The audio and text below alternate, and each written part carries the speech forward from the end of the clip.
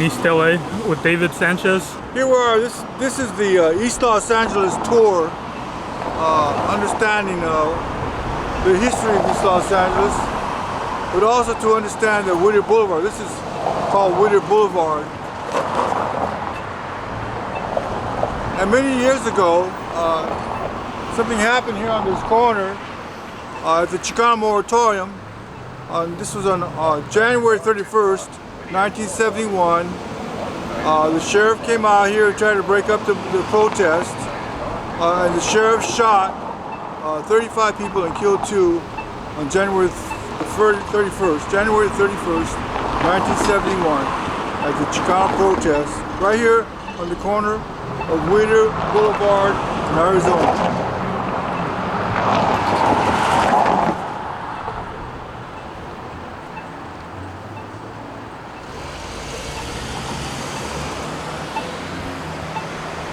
Hello everyone, my name is Dr. David Sanchez, PhD, and head of the Brown Beret National Party.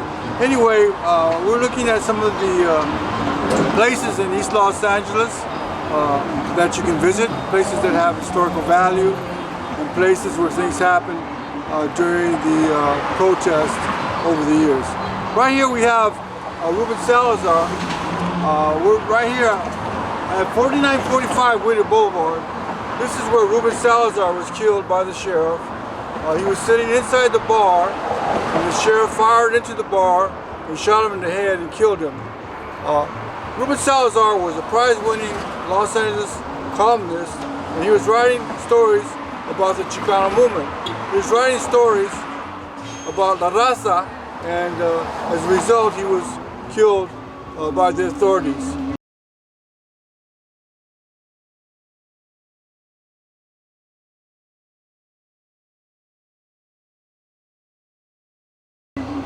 Here we are on Whittier Boulevard. If you look down here, you see this whole area.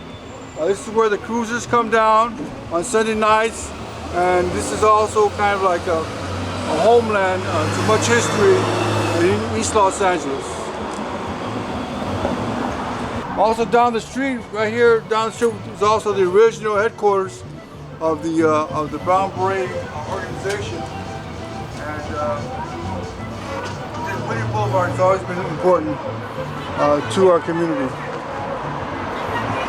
Once again, we're here on Whittier Boulevard, and we're looking at the different locations where history took place, and also where people were killed in the East Los Angeles riots.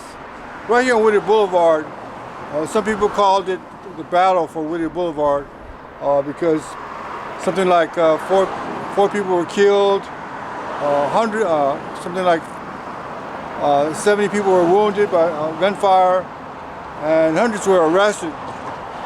And that's why we're looking at the history of Whittier Boulevard. So let's take a look.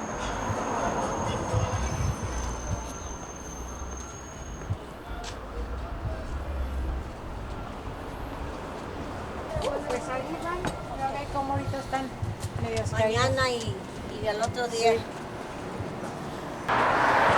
Here we are, located at 4112 Whittier Boulevard, 4112 Whittier Boulevard. And there's a plaque here that was in memory of Lynn Ward, who was killed at the Chicano moratorium August 29th, 1970.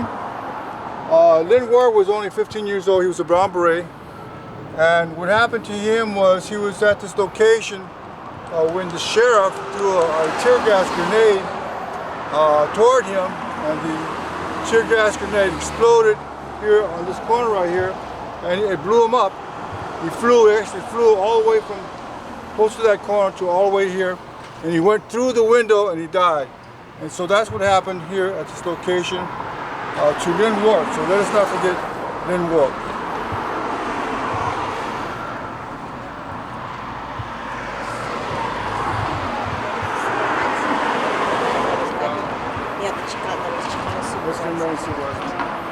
I remember, I was a kid. Oh yeah? What do you remember about it? I was young, I was too young. Ah. But yeah, I remember. Have a good one. Okay, here we are at 3975 Whittier Boulevard, which is another location in which a Brown Beret, Angel Diaz, was killed. In this particular case, Angel Diaz, a Brown Beret, ran a roadblock here in this location during one of the Chicano moratoriums. And the sheriff, they shot him in the back. Then he went around the corner, crashed into a telephone pole, and then he got electrocuted. So he got killed 2 times. He got shot in the back, crashed into the telephone pole, and died. And so we have this monument for him in remembrance of Angel Diaz. Died August 29th, 1970, martyr of the Chicano moratorium. And let us remember Angel Diaz.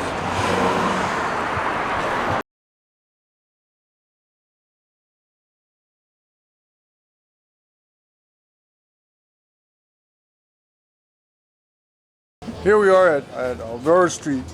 A lot of people don't realize, but Olvera Street used to be part of Mexico as of 1848. A lot of people don't understand. This Los Angeles used to be part of Mexico, and this was part of Mexico in 1848. See all the stores here. Most of these stores are Chicano stores, Mexican-American stores, which help provide for the barrio, help provide for the community.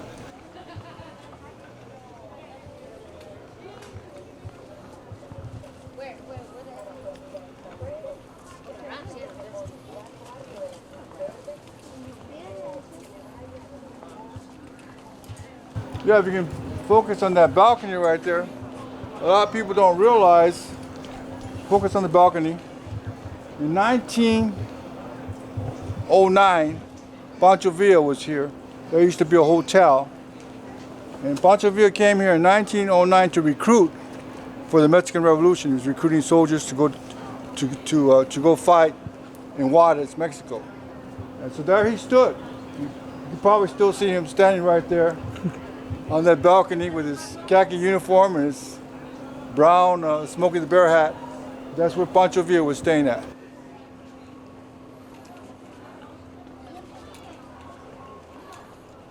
This is also a very famous location for tourists and people coming from all over the country. La Raza, Chicanos coming from all over the country. Everybody, tourists of all races, come here to enjoy the Mexican culture.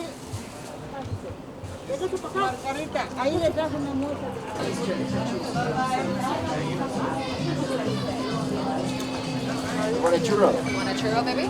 You don't want to share a churro with anybody? I'm just doing that one. Yeah. Also, this location here is another location. This used to be a horse stall for the horses that used to come to Los Angeles. They would park the horses in there and they would take care of the horses right here at this location. But now they made it into a restaurant.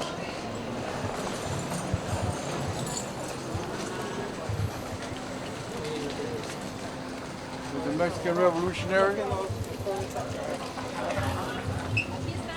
and the wishing well. You don't want to make a wish, David? Not right now.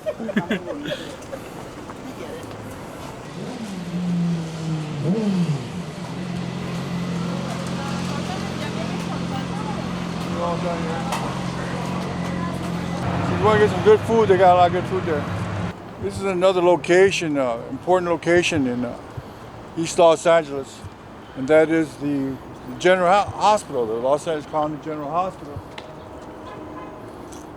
This building was built in 1932, and over the years, hundreds, thousands of Mexican Americans died in that hospital for many reasons, probably mainly due to lack of care.